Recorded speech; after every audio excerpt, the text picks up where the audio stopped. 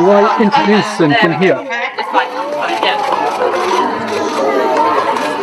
It was supposed to be just another royal appearance. Prince William smiling, waving, and leaving in his sleek car as cameras flashed all around. But moments after the event, everything changed. A royal aide rushed forward, faces turned pale, and whispers spread like wildfire. Something shocking had been found inside Prince William's car, something no one expected. Security quickly sealed the area, and the calm royal atmosphere turned tense and uneasy. What they discovered inside left even the most loyal staff speechless. It wasn't just disturbing. It was something that could change how people saw the future king forever. Join us to explore. A night that changed everything. The grand ballroom sparkled like 1,000 stars had fallen from the sky. Crystal chandeliers hung from the ceiling, their light dancing across marble floors so polished they looked like mirrors. Outside, cameras flashed without stopping. Reporters pressed against velvet ropes, their voices rising in excitement as luxury cars arrived one after another. Tonight was not just another royal event. It was one of the most important evenings of the year. A celebration that brought together world leaders, ambassadors, and the most powerful people in Britain. Everyone who mattered was here, dressed in their finest clothes, waiting to catch a glimpse of royalty. Prince William stepped out of his car and the crowd erupted. Cameras clicked like raindrops in a storm. He wore a perfectly tailored navy suit, his posture straight and confident as he waved to the gathered crowd. His smile was warm, the kind that made people feel like he was greeting them personally, even though hundreds of eyes watched his every move.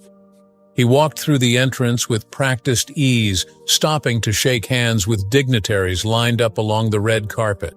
Each greeting looked effortless, each conversation brief but genuine. To the world watching, he was the picture of royal grace, calm, collected, and completely in control. But someone noticed something different. Catherine walked beside him, stunning in an elegant gown that shimmered softly under the lights. Her hair was styled to perfection, her smile bright for the cameras. Yet her eyes, those observant eyes that missed nothing, kept drifting toward her husband. She knew him better than anyone else in that room. She could read the tiny signs that others would never catch. The way his smile didn't quite reach his eyes, the slight tension in his shoulders, the way he glanced at his watch when he thought no one was looking. Something was bothering him, something he was hiding beneath layers of royal training and public duty. Throughout the evening, William moved through the crowd like water flowing downstream. He laughed at the right moments, nodded thoughtfully during serious conversations, and posed for photographs with visiting diplomats. Every minute was choreographed, every word carefully chosen. This was what he had been trained to do since childhood, to represent the crown with dignity, no matter what he felt inside. Catherine stayed close, engaging with guests while keeping one part of her attention always on William. When their eyes met across the room, she gave him a questioning look. He responded with a slight shake of his head, a silent message that said, "Not now, not here." Whatever was troubling him would have to wait until they were alone. The hours passed in a blur of handshakes and polite conversation. Waiters moved smoothly between guests carrying silver trays of champagne. A string quartet played soft music in the corner. Speeches were given, toasts were made, and through it all, William maintained his composure. Finally, after what felt like an eternity, the event began to wind down. Guests started making their way to the exits, thanking their hosts and climbing into waiting cars. The royal couple said their final goodbyes, waving one last time to the remaining crowd outside. The security team moved into formation, creating a protective barrier as William and Catherine walked toward their waiting vehicles. The motorcade sat ready, sleek black cars lined up perfectly, engines running quietly, drivers alert and prepared for departure. Catherine was guided to her car first. She hesitated, looking back at William with concern still written across her face. He gave her a reassuring nod, though the gesture felt hollow even to him. She climbed inside, and her door closed with a soft, expensive thunk. William approached his own car, acknowledging the security officer who opened the door for him. The night air was cool against his skin, a welcome relief after hours inside the crowded ballroom. He paused for just a moment, breathing deeply, then ducked into the back seat. The door closed behind him with that same solid sound, the sound of privacy finally restored, of duty completed. He leaned back against the leather seat, closing his eyes briefly. The tension in his shoulders began to ease ever so slightly. But something felt wrong. It was nothing he could name at first, just a whisper of unease that crept up his spine. The air inside the car seemed different somehow, charged with an energy that didn't belong. A strange silence settled around him, the kind that makes your heart beat just a little faster without knowing why. Through the tinted window, one of the staff members glanced inside during a routine check. His casual look turned into a stare. His expression changed from professional calm to something else. Confusion, then alarm. He straightened suddenly, his hand reaching for his radio. The motorcade began to roll forward, smooth and practiced, just like always. Wheels turned slowly on the pristine driveway. In seconds, they would be on the main road, heading back to safety and privacy. Then everything stopped. A royal aide suddenly stepped into the path of the lead vehicle, both arms raised high.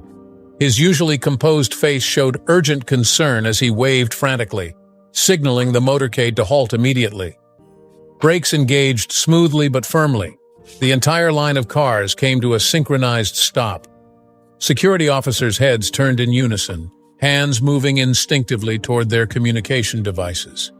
Something was happening, something unplanned. And in their world, unplanned meant dangerous. One of the senior security officers broke from formation and ran toward William's car. His shoes struck the pavement in rapid rhythm as he shouted orders to the team around him. Other guards responded instantly, moving into tighter formation, their eyes scanning everything and everyone. Confusion rippled through the remaining onlookers. Cameras that had been lowering suddenly lifted again, trying to capture whatever was happening. But the guards were faster, stepping quickly to block all angles, creating a human wall between the royal car and curious eyes. The driver of William's car stepped out, his face drained of color. He moved on unsteady legs toward the nearest guard, leaning close to whisper something that made the guard's eyes widen. Whatever message passed between them was serious enough to make the veteran security officer look genuinely worried. Inside her car, Catherine noticed the sudden stop. She turned in her seat, trying to see what was happening. Through her window, she could see the unusual activity around William's vehicle. Guards running, people whispering urgently, the motorcade frozen in place when it should have been moving. William, feeling the car stop unexpectedly, opened his door slightly. Cool air rushed in as he leaned out just enough to see. "What's happening?" he called the nearest officer. No one answered him directly. Instead, guards continued their hurried consultations, speaking in low voices that carried an unmistakable tone of alarm. One of them pointed through the still open car door toward the back seat where William had just been sitting. William turned to look, following the officer's gesture. There, on the back seat beside where he had been moments before, lay something that didn't belong.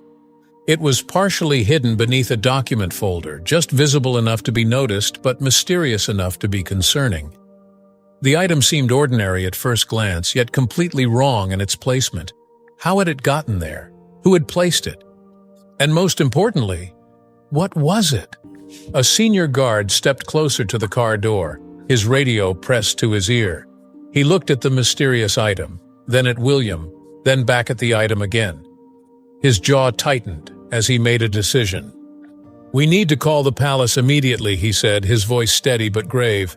"The discovery that changed everything." The security officer moved with careful precision, his gloved hands reaching into the car as if handling something that might shatter at any moment. He pulled out the mysterious item, studying it briefly under the dim interior light before sliding it into a sealed envelope. His face remained blank, professionally neutral, but his hands betrayed him. They moved just a fraction too quickly, with just a hint of urgency that spoke louder than words. Around the motorcade, the atmosphere transformed.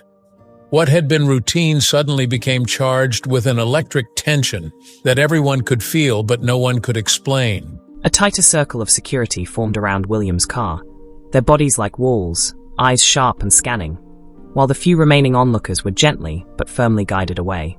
Cameras were lowered, questions went unanswered whatever was happening. It was clear no one outside the security team was meant to see. William leaned forward, trying to glimpse the officer's sealed envelope, and for a brief heartbeat he did.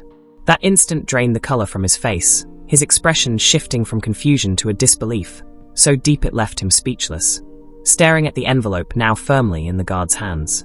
Catherine, realizing something was seriously wrong, abandoned her elegance and moved swiftly to his side, whispering, "What is it? What did they find?"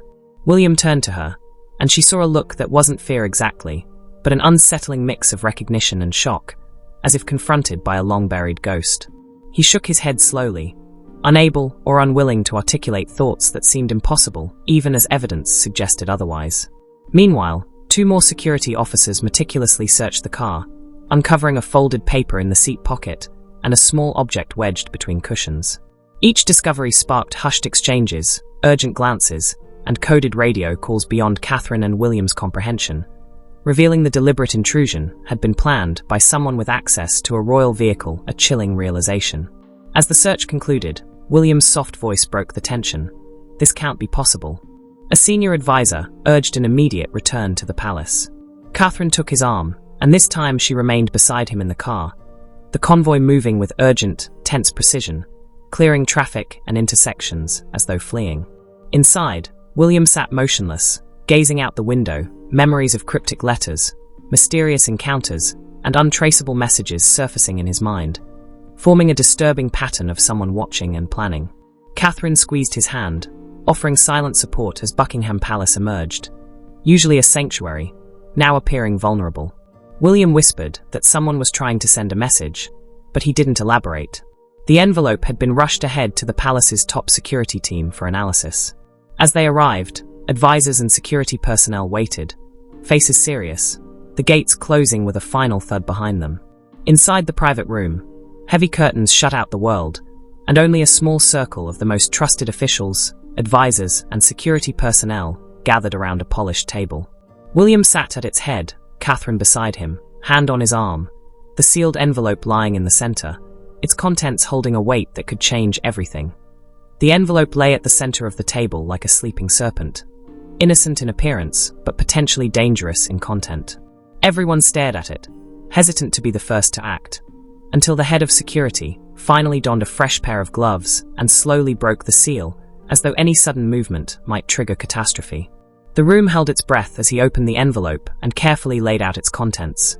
An old, slightly yellowed photograph, a repeatedly folded letter, and a small card marked with an unfamiliar, intricate symbol. William leaned forward, his professional composure dissolving as emotion broke through his breathing quickened. His hands trembled, and Catherine immediately moved closer, sensing something was terribly wrong. The photograph showed his mother, Princess Diana, young and radiant beside a figure whose face had been deliberately scratched away. The letter, though difficult to read, contained fragments of names, dates, and references that made everyone exchange uneasy glances. This was no ordinary correspondence, but something tied to events believed long settled. The strange symbol reappeared at the bottom of the letter, drawn with the same careful hand. When William picked up the photograph, his eyes filled with tears as he stared at a moment of his mother's life he had never known about. A senior advisor cautiously reminded him that the items needed authentication, but William, voice thick with emotion, insisted they were real. Catherine squeezed his arm, her heart aching as she realized these objects might upend everything they thought they knew. "If this is real, it changes everything," William whispered, and the words settled heavily over the room. Within the hour, Palace Security launched a discreet investigation. Staff, drivers, event coordinators, everyone near William's car that evening was quietly questioned, and hours of camera footage were scrutinized until they found a man on video, briefly approaching the vehicle while guards were distracted. Wearing ordinary clothes and a low cap, he moved with quiet purpose, slipped something into the car, then disappeared like a ghost. Attempts to enhance the footage failed.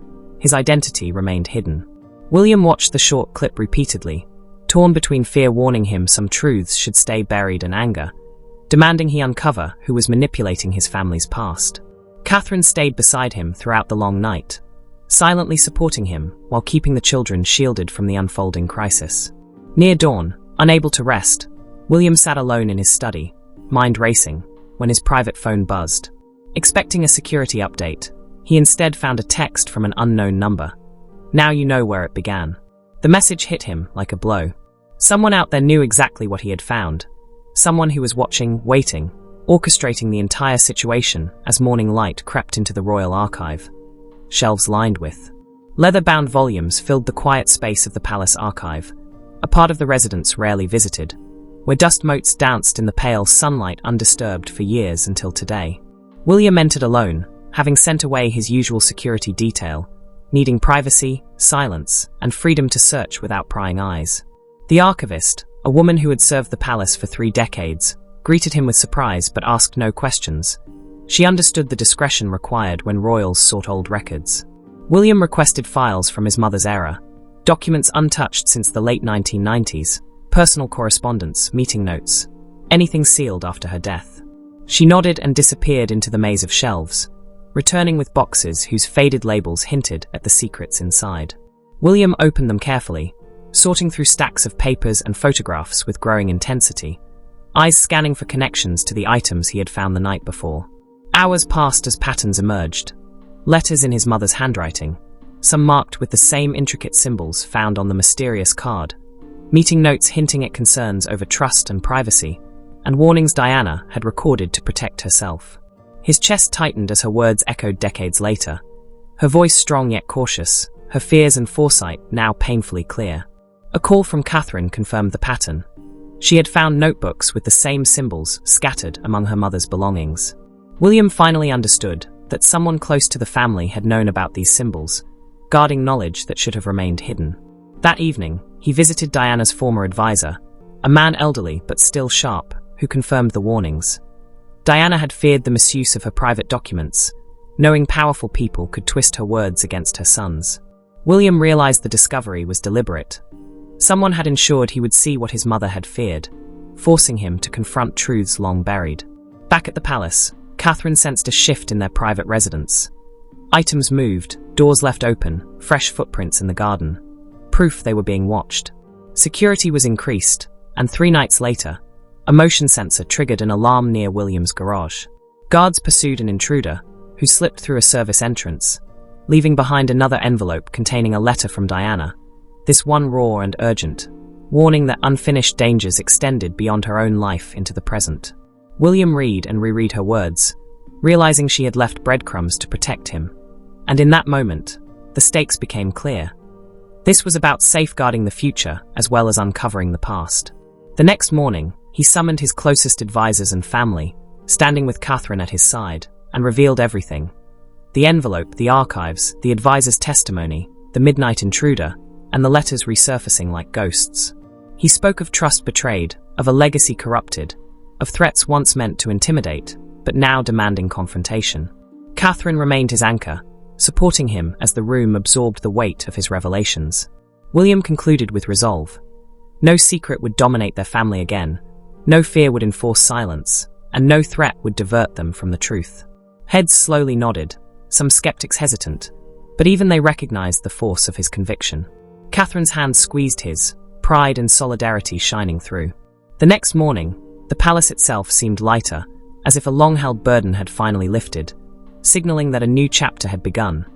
One shaped by honesty, courage, and the determination to protect their children from the shadows that had haunted past generations.